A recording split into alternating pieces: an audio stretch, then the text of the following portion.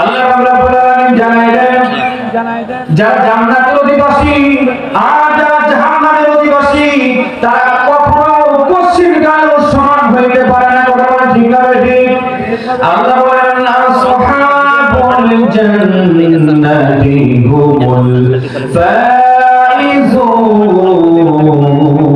জোরে বলেন না সুবহানাল্লাহ। রব্বুল আলামিন বলেন যারা জান্নাতের অধিবাসী হবে তারা হয়ে যাবে সফল কাম, তারা সফল হবে। আর যারা জাহান্নামে যাবে তারা কিন্তু ব্যর্থ হয়ে যাবে। কথা বলেন ঠিক না ঠিক? আমরা সবাই জান্নাতে যেতে চাই না জাহান্নামে যেতে চাই? সবাই জান্নাতে যেতে চাই। গায়ের হাত ধরে দেখাই লিল্লাহি তাকবীর। আল্লাহ তাআলা কবুল করুন বলে আল্লাহুম্মা আমিন। আমি রাস্তায় আসছি দেখেছি বাজারের ভিতরে অসংখ্য অগণিত মানুষ, হাজার হাজার মানুষ রাস্তায় দাঁড়িয়েছেন। আমার তো যুবক ভাইরা, তো দিদি জনতা, আমার দিনদার মুসলমান ভাইরা, আপনাদেরকে হাত জোর করে করজোর করে অনুরোধ করব, কোরআনের মাহফিলে নির্দিষ্ট প্যান্ডেলে আসুন। আল্লাহ তাআলা আপনাদের ইজ্জত সম্মানকে বাড়িয়ে দেবেন। কথা বলা ঠিক না ঠিক? রাস্তায় দাঁড়িয়ে থাকবেন না।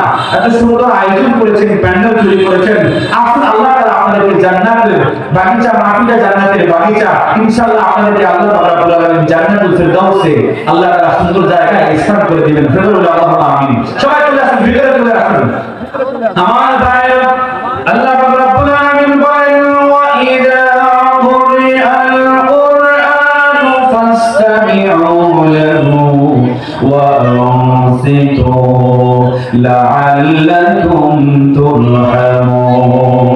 জোরে বলেন সুবহানাল্লাহ। রাব্বুল আলামিন বলেন যখন কোরআনের তেলাওয়াত করা হয়, আলোচনা করা হয়, মনোযোগ দিয়ে শোনো আর চুপ থাকো। দুইটা শর্ত যদি পালন করতে পারো, আমি আল্লাহ পাক রব্বুল আলামিন তোমাদের জন্য আরশ আজিম থেকে তোমাদের জন্য রহমত নাযিল করে দেব। জোরে বলেন সুবহানাল্লাহ। আমার ভাইরা বাবাজিরা, রাস্তায় কেউ দাঁড়িয়ে থাকবেন না। আল্লাহর রহমত যদি আরশ আজিম থেকে পেতে চান, মাহফিলের জান্নাতের বাগিচার এই প্যান্ডেলটার নির্দিষ্ট জায়গায় বসে পড়েন। এটা কিন্তু কোনো সাধারণ কোনো এটা সমাবেশ না, সাধারণ কোনো এটা কোনো জনসমাগম নয়। এটা এমন একটা আয়োজন, কমিটি আয়োজন করেছেন যেটা হলো নবীর উপরে মহাবিশ্বের কোরআন কারীম নাযিল হয়েছে। সেই নবীর উপরে, সেই নবীর আদর্শ সম্পর্কে আলোচনা করা হবে। সেই নবী কোরআন থেকে, নবীর উপরে নাযিলকৃত কোরআন থেকে আলোচনা করা হবে। সুতরাং এই মাহফিলের প্যান্ডেলের নির্দিষ্ট জায়গায় বসলে কাল কিয়ামতের মুসিবতের দিনে আপনি আল্লাহর ফেরেশতার কুদরতি বিরোধী দেখতে পাবেন।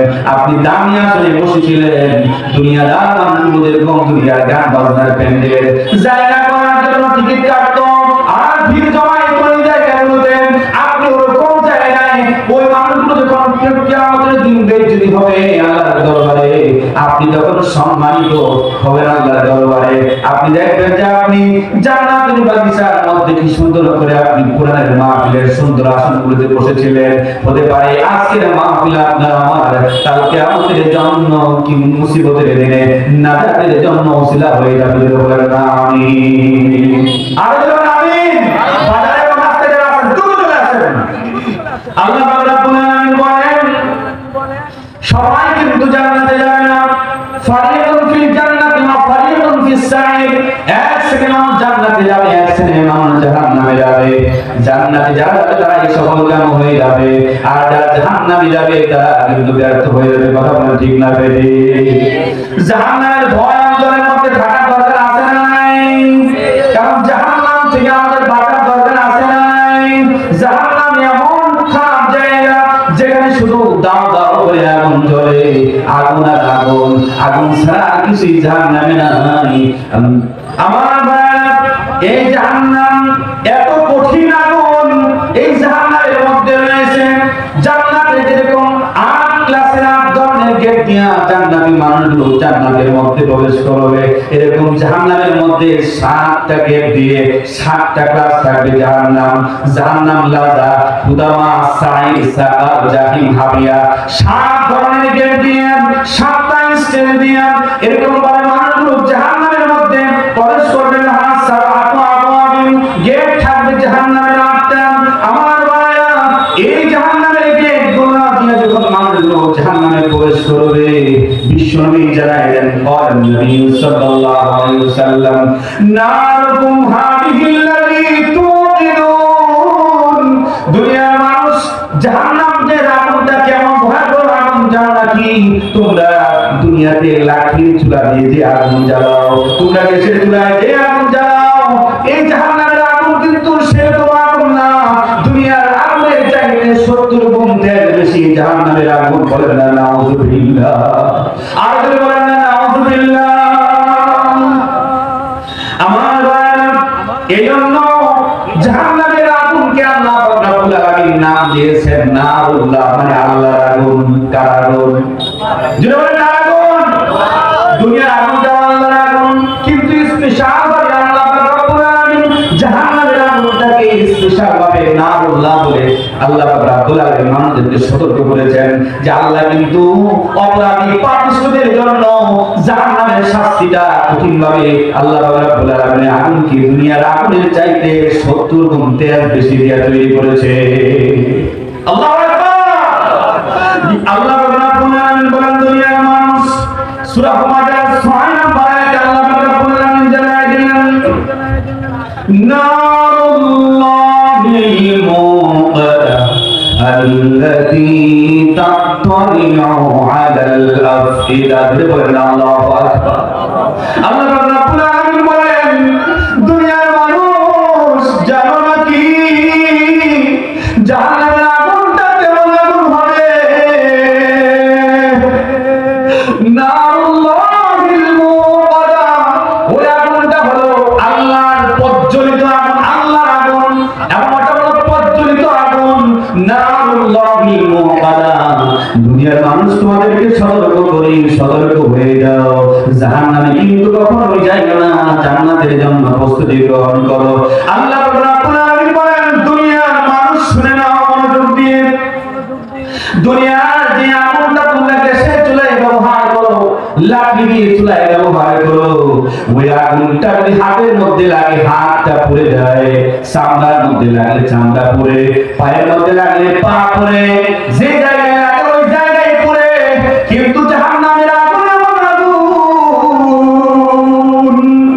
আল্লাতী তাত্তালিউ আলাল আফইদা। জোরে বলেন আল্লাহু আকবার। ওই দুনিয়ার মানুষ জাহান্নামের আগুন হলো এমন আগুন, তোমার দেহটার যে জায়গায় এই আগুনটা লাগুক না কেন, স্পর্শ করুক না কেন, সঙ্গে সঙ্গে তোমার কলিজাটা জাহান্নামে জ্বলে যাবে। তোমার হাতে যদি আগুন লাগে, হাত পুরার আগে তোমার কলিজাটা আগে জ্বলবে। তোমার পায়ে যদি আগুন লাগে জাহান্নামে, তোমার যেখানে আগুন জাহান্নামে শরীরে যেখানে আগুন লাগুক না কেন, তোমার ওই দেহটা পুরার আগে তোমার কলিজাটা কিন্তু আগে জ্বলে যাবে। আল্লাহু আকবার। বলেন তো আমরা এই জাহান্নামের আগুন সহ্য করতে পারবো নাকি? জাহান্নামের আগুন কিন্তু আমরা সহ্য করতে পারবো না আমার ভাইরা। দেখেন না, কিছুদিন আগে আপনারা দেখলেন, কয়েকদিন আগে মাত্র 3-4 দিন মনে হবে, মিরপুরে একটা গার্মেন্টস ফ্যাক্টরির মধ্যে আগুন লাগলো। কথা ঠিক না বেশি? এক স্ত্রী চিৎকার করে বলতেছে, চিৎকার করে কাঁদতেছে আর বলতেছে, মহিলাটার নাম হলো নাসিমা। মহিলাটার নাম কি বলেন তো? নাসিমা। চিৎকার করে সাংবাদিকদের কাছে বলতেছে, তার স্বামী ফোন করে জানালো, নাসিমা গার্মেন্টসের মধ্যে আগুন ধরে গেছে, এই বুঝি আমি মারা গেলাম, আমাকে বাঁচাও তাড়াতাড়ি। এইবারে ফোন বন্ধ হয়ে গেল। মহিলা চিৎকার করতেছে আর কাঁদতেছে, আমার স্বামীকে আমি আর খুঁজে পাইলাম না। আমার ভাইরা, কয়েক মাস আগে আপনারা জানেন উত্তরা মাইলস্টোন কলেজের মধ্যে বিমান একটা পড়ে গিয়েছিল স্কুলের মধ্যে। শত শত অনেকগুলো ছেলে মেয়ে শত শত তারা আহত হয়েছে, ইন্তেকাল করেছে, শহীদ হয়েছে। শিশুগুলো আগুনে জ্বলতেছিল। মাহিরুল নামে এক চৌধুরী নামের একজন শিক্ষিকা ছিল, সেখানে শিশুগুলোকে উদ্ধার করার জন্য যাচ্ছিল। এত ছোট্ট ছোট্ট শিশুগুলাকে রেখে সে কিভাবে আসবে? মা জাতির বড় মায়া, নিজের দুইটা ছেলে বাড়ির মধ্যে, একটা 13 বছর, একটা 15 বছর।